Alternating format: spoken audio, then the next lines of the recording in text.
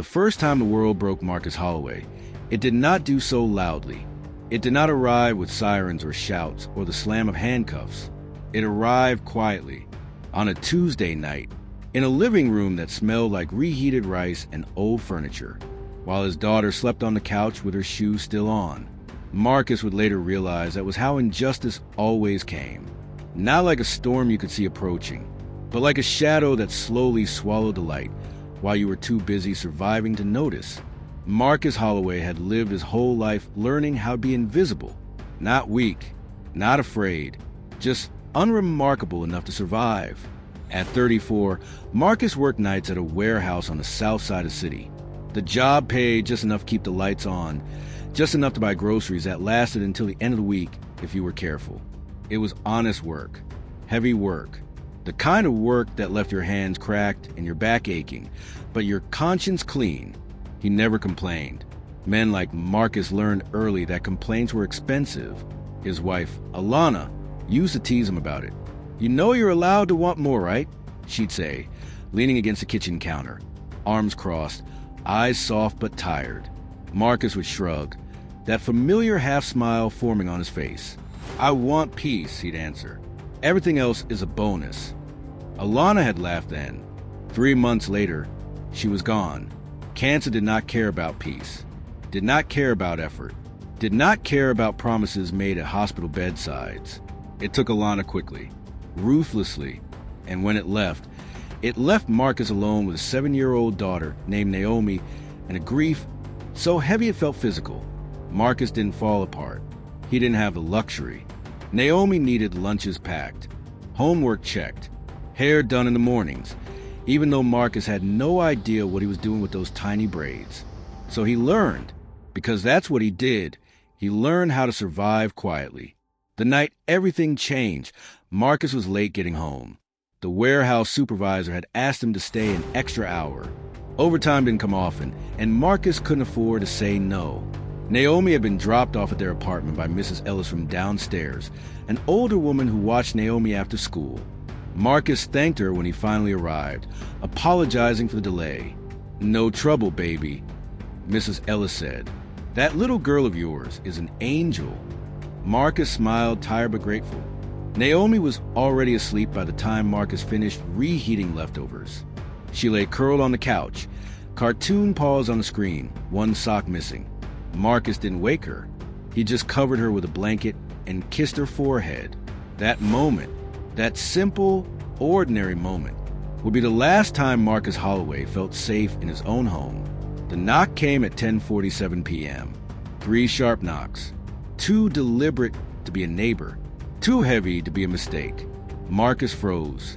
He didn't move right away. He listened. Another knock, louder this time. Marcus Holloway. A voice called through the door. "Police department. Open up." Marcus's stomach dropped. He had never been arrested, never even had a traffic ticket, but he knew that didn't always matter. He glanced at Naomi, still asleep. "Coming," he called, keeping his voice steady.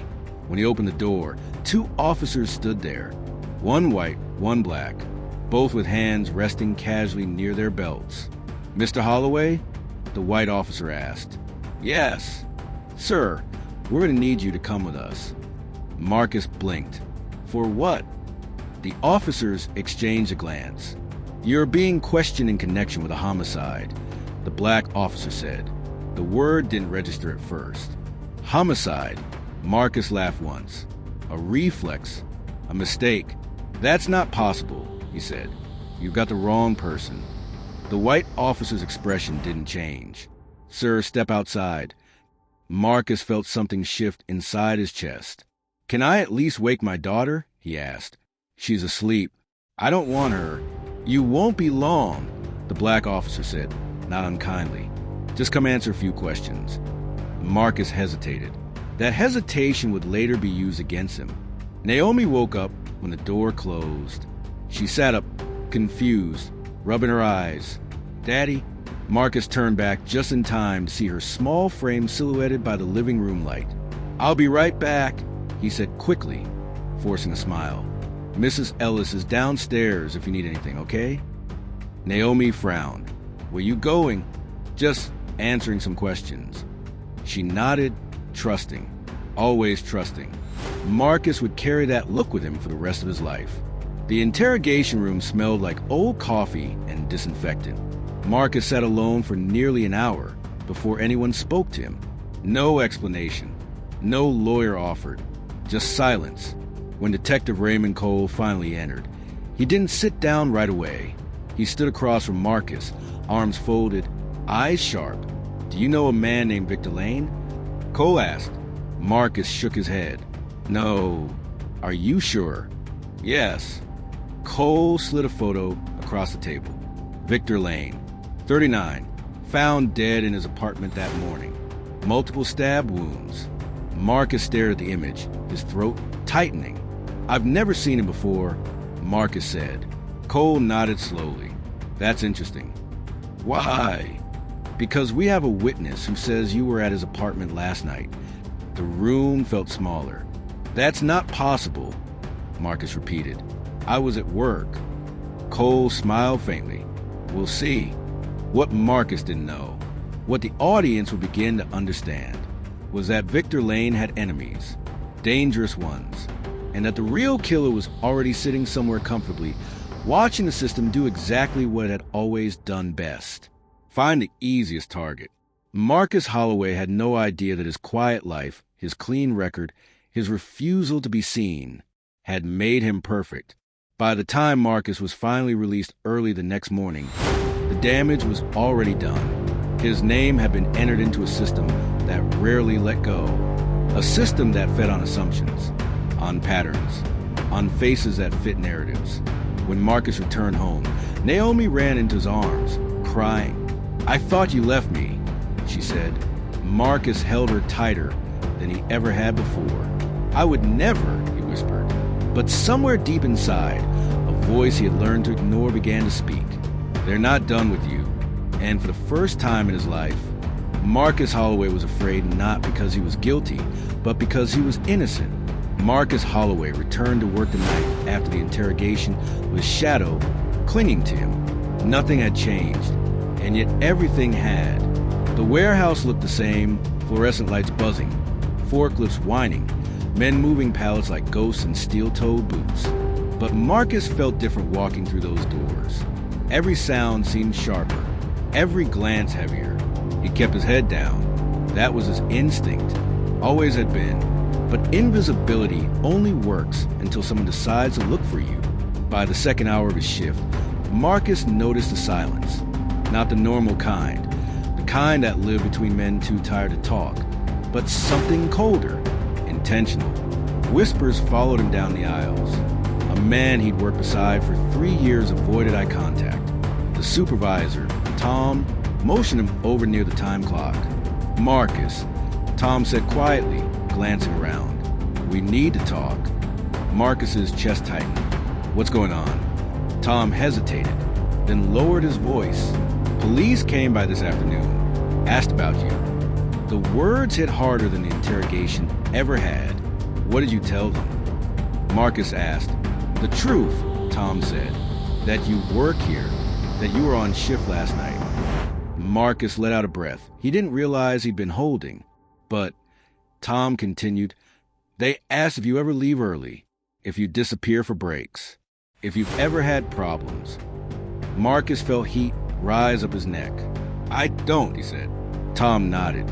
"I know, but HR says until this clears up, they're putting you on unpaid leave." Marcus stared at him. "Unpaid? For how long?" Marcus asked. Tom didn't meet his eyes until further notice. That night, Marcus sat at the small kitchen table long after Naomi had gone to bed. The apartment felt quieter than usual. Too quiet. He ran numbers in his head. Rent, utilities, groceries, childcare. They didn't add up. His phone buzzed. A voicemail notification. Unknown number. Marcus hesitated before pressing play. "Marcus Holloway," Detective Cole's voice said. "We need you to come in again. Tomorrow morning. This time don't be late." The line went dead. Marcus stared at the phone, his hands trembling. The truth was supposed to protect him. That's what they taught you. But no one ever told you what happens when the truth becomes inconvenient. Naomi noticed a change before Marcus did. She noticed because children always do. The way her father stared off into space. The way his smile didn't reach his eyes. The way he hugged her just a little longer in the mornings. "Daddy," she asked one night as they sat on the couch, "did I do something wrong?" Marcus turned to her immediately. "No, never."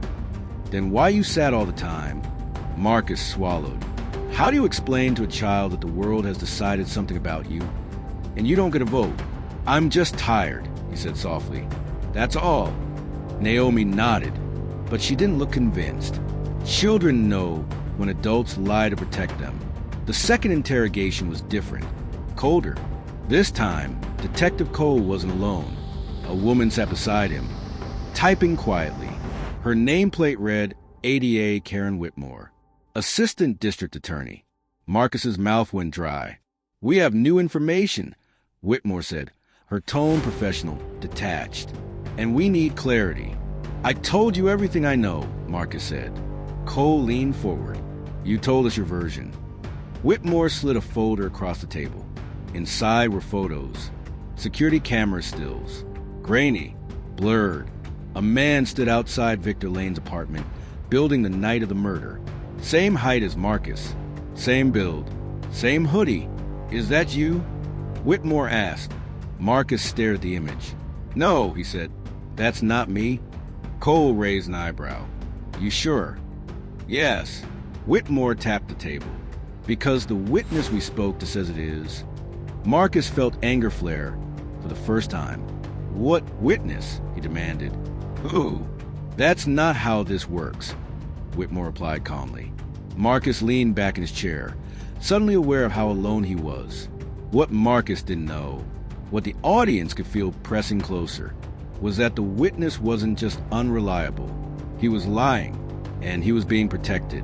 Victor Lane had been an informant, a man who knew too much, a man who had crossed the wrong people.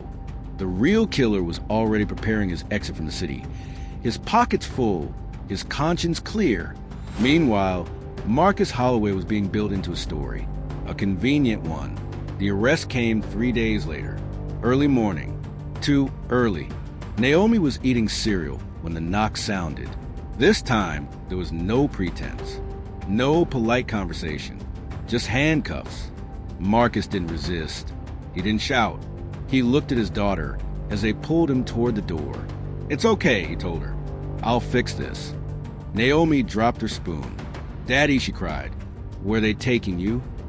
Marcus wanted to promise her something he could control. Instead, he said the only honest thing. "I don't know." The cell was small, cold, the kind of place that erased time. Marcus sat on the metal bench, staring at the wall, replaying every moment of the past week, every word, every choice. Somewhere between fear and exhaustion, something inside him hardened. For the first time, Marcus understood the truth no one ever said out loud. Innocence doesn't make you safe. It makes you expendable. And as the cell door slammed shut, Marcus realized something else. This wasn't about proving he didn't do it. It was about whether anyone would believe him. Jail didn't break Marcus Holloway. It compressed him. Every sound echoed too long. Every hour dragged like it had weight. The cell was barely wide enough to stretch his arms. The mattress was thin, stained, and smelled like sweat that soaked into it over years of despair. At night, Marcus lay awake listening to men cry softly in the dark, or shout into nothing, or laugh in ways that weren't laughter at all. He counted breaths. He counted cracks in the ceiling. He counted the days since he last tucked Naomi into bed. The public defender met him on day 4. Her name was Lydia Perez. She was young, sharp-eyed, overworked.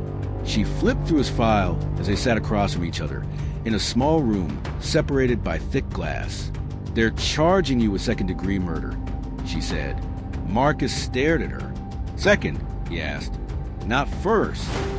Lydia hesitated. "They're leaving room." "For what?"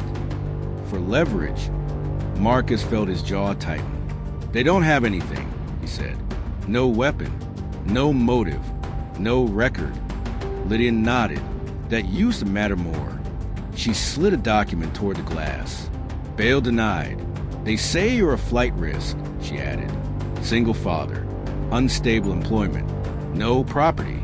Marcus almost laughed. I went to work and came home, he said quietly. That's my whole life. Lydia met his eyes. I believe you. That was the first time anyone had said that. It shouldn't have meant as much as it did. The news reached Naomi before Marcus could prepare her. Kids at school whispered. Parents stared. By the time Mrs. Ellis picked Naomi up that afternoon, the damage was already done. Your daddy killed someone. A boy had said. Naomi slapped him. She was suspended. That night, she sat in Mrs. Ellis's apartment, knees tucked to her chest, refusing to eat. He didn't, she kept saying. My daddy didn't. Mrs. Ellis held her close, fighting tears of her own. I know, baby, she whispered. I know. Inside the jail, Marcus learned how fast dignity erodes. How standing in line for food teaches you patience you never wanted. How guards stopped using your name and started using your number. How men who were innocent learned it to sound guilty just to be heard. One night, a man named Reggie sat beside Marcus in the common area. First time, Reggie asked. Marcus nodded. Reggie smiled sadly. They always pick the quiet ones. What do you mean? Loud men fight back. Quiet men disappear. The words lodge deep. The first plea deal came 2 weeks later. Lydia's voice was tight over phone. They're offering you 15 years, she said. Marcus nearly dropped the receiver. 15, he repeated. For something I didn't do? If you go to trial and lose, they'll push for life, Lydia said. They're confident. About what? About the jury believing the witness. Marcus closed his eyes. Who is he asked again. Lydia hesitated. His name is Darren Cole. The name hit like a punch. Cole, Marcus asked. As in Detective Cole? Yes. Marcus's heart pounded. That's his cousin, he said. Silence stretched between them. I didn't know that, Lydia said slowly. Marcus leaned his forehead against the cold glass. Now the picture was forming. Not clearly, but enough to terrify him. Darren Cole had been in and out of Marcus's life for years. A distant acquaintance. A friend of a friend. The kind of man who talked too much and smiled too easily. The kind of man Marcus avoided. Victor Lane's apartment was in Darren's neighborhood. Marcus remembered seeing Darren there once. Laughing. Nervous. The memory came back sharp and unwelcome. What Marcus still didn't know, what the audience could now see clearly, was that Darren Cole had been desperate, deep in debt, owing money to people who didn't accept apologies. Victor Lane had been the solution, and Marcus Holloway was the shield. Darren hadn't just lied. He had been instructed, protected, rewarded. Court moved quickly, too quickly. The prosecutor painted a picture of Marcus as a man under pressure, widower, financially strained, emotionally unstable. Every truth was twisted. Every quiet moment became suspicious. The jury watched him closely. Marcus felt their eyes on his skin. When Darren took the stand, he didn't look at Marcus. He told his story smoothly, convincingly. He said Marcus had argued with Victor, said he'd seen Marcus enter the apartment, said Marcus left in a hurry. Lie after lie after lie. Marcus stood suddenly. That's not true, he shouted. The judge banged the gavel. Remove the defendant. As Marcus was dragged from the courtroom, Darren finally looked at him, just for a second, and he smiled. That night, back in the cell, Marcus finally broke. Not loudly, no screaming, just silent tears soaking into a thin pillow. For the first time, a terrifying thought surfaced. What if I never get out? What if Naomi grows up visiting me behind glass? What if the world believes it's live forever? In that darkness, Marcus felt something else take shape. Not hope, something harder, something sharper. And as the lights dimmed, Marcus whispered a promise into concrete walls. If the truth won't save me, I'll survive long enough to make it matter. Prison changes time. Days blur. Weeks collapse. Memories sharpen in ways that hurt. Marcus Holloway learned quickly that survival wasn't about strength. It was about observation. who spoke too much, who listened, who ran things without looking like they did, and most importantly, who watched without being seen. Marcus was transferred to state prison 3 months after the trial began. The prosecutor claimed it was procedural. Lydia called it isolation. "They're trying to break you," she said during her last visit. "They want you tired, desperate." Marcus nodded. They didn't understand. Desperation had already come and gone. Prison introduced Marcus to a different kind of order, one enforced not by laws but by consequences. He kept his head down, took no sides, spoke only when spoken to. Men noticed. One of them was Isaiah Brooks. Isaiah was older, calm, the kind of man whose authority didn't need volume. He approached Marcus one evening in the library. "You're not like the others," Isaiah said. Marcus looked up from a book he wasn't really reading. "That good or bad?" Isaiah smiled. "Depends on what you do with it." Isaiah knew things. About guards, about lawyers, about how cases disappeared or came back from the dead. He listened when Marcus spoke about Darren Cole, the cousin, the witness, the smile. Isaiah's expression darkened. "I've heard that name," he said. Marcus leaned forward. "From where?" Isaiah lowered his voice. "From a man who doesn't talk anymore." Outside the walls, Naomi was growing. Too fast. Mrs. Ellis tried her best. Packed lunches, braided hair, parent-teacher meetings. But the absence showed. Naomi stopped talking in class, stopped smiling in pictures. One night, she wrote a letter to her father. "Daddy, I know you didn't do it. I don't care what they say. I'm waiting for you." Marcus read that letter until the paper softened in his hands. Something inside him shifted. Not rage, resolve. Isaiah's contact was a former corrections officer, Paul Hendricks, who'd been fired years earlier. "Man saw too much," Isaiah explained. Didn't know when to look away. Hendricks had overheard conversations between Detective Cole, between Darren, between men who thought uniforms made them untouchable. The problem was proof. Stories didn't free men. Evidence did. Marcus began documenting everything. Dates, names, patterns. Every letter he sent Lydia carried details disguised as routine updates. Lydia caught on quickly. Her tone changed. Less apologetic, more focused. "Marcus," she said during a call, "if we can place Darren near Victor after you clocked in, we have something." Marcus closed his eyes. "I can." The break came from a place no one expected. Victor Lane's neighbor, an elderly man named Mr. Grayson, had been dismissed early on, deaf in one ear, unreliable. But time had loosened his fear. He remembered a voice arguing that night. Didn't sound like Marcus. Sounded like Darren. And he remembered something else. A car. Detective Cole's car. The appeal was filed quietly. No headlines. No announcements. Just paperwork and patience. When the hearing date was set, Darren Cole panicked. Mistakes followed. Withdrawals. Missed meetings. Phone calls he shouldn't have made. One of them was recorded. Isaiah's network worked fast. Too fast for Darren to undo. Marcus stood in the courtroom again. This time, he wasn't alone. The truth walked in with him. Lydia's voice was steady as she played the recording. Darren's voice filled the room. "I told you I handled it," Darren said. "He's taking the fall." Silence crashed down like a verdict. Detective Cole's face drained of color. For the first time, the jury didn't look at Marcus. They looked past him.